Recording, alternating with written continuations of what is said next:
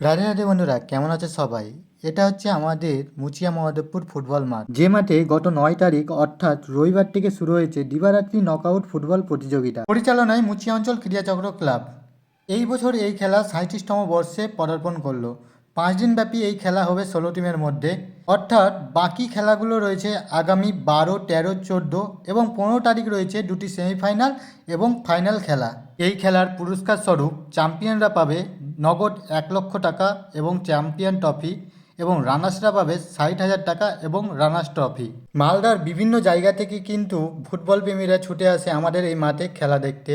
তো তোমরাও আসো, অবশ্যই তোমাদের ভালো লাগবে। আর কারা কারা আমাদের এই মাঠে ফুটবল খেলা দেখেছো অবশ্যই কমেন্ট করে জানাও, আর ভালো লাগলে অবশ্যই ভিডিওটাকে শেয়ার করে দাও।